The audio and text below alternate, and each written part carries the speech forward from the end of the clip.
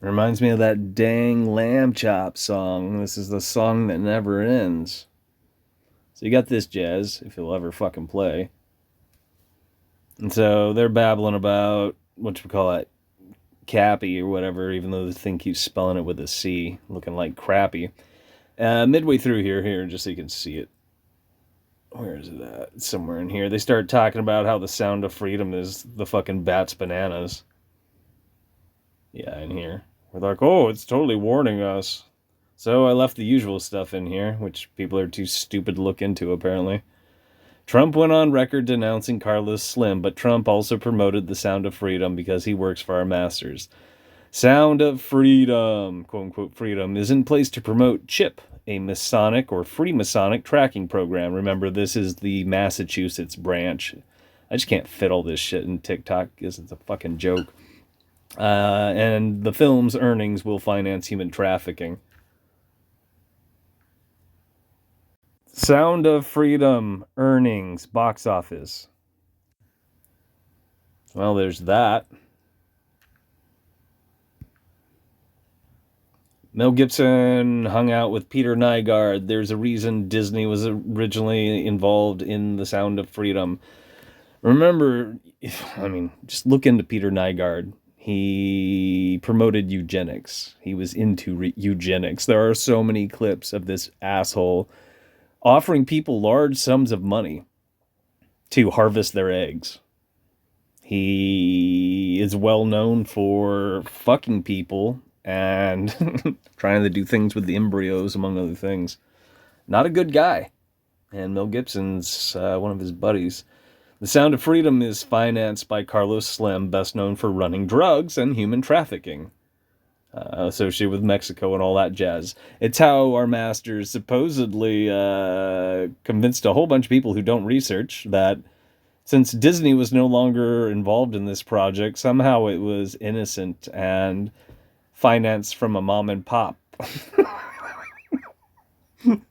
God, people are fucking stupid. All right. Reasonable people don't place their faith in our master's puppets. I said next time research. I said patterns in Hollywood. This is one example. Dante's Peak and Volcano. Another one is Armageddon and Deep Impact. This dates back to the 90s when I worked in a fucking movie theater. It keeps happening. Coincidentally, God is a Bullet came out a month before The Sound of Freedom.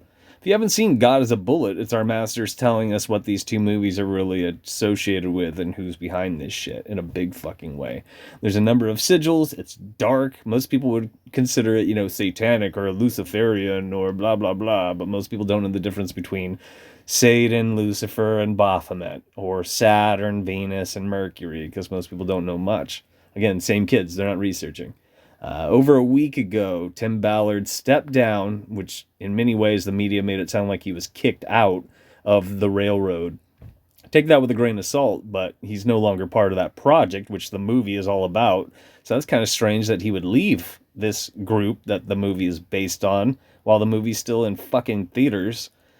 And then both of which, Tim Ballard and the railroad, they're both under investigation right now, currently, 2023. It's still July, by the way. It hasn't been a full fucking month. Yeah. August is tomorrow. 2023 again. And then what I write? Fuck this. Then it says, Tim Ballard has openly lied numerous times. One such example is a little boy who does not speak English, but Ballard claimed he spoke perfect English. And he goes on to wax poetic about this jazz, about how the guy was hanging out, or the guy that took the kid supposedly spoke English, and if you compare and contrast the stories, they don't jive. Ballard's full of shit. Now I'm curious if this account has deleted these things. It says only one comment now. Let's see. We'll refresh it.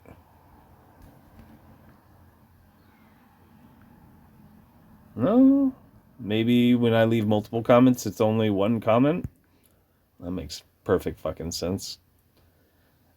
I guess this is when I say, as always, what the fuck do I know?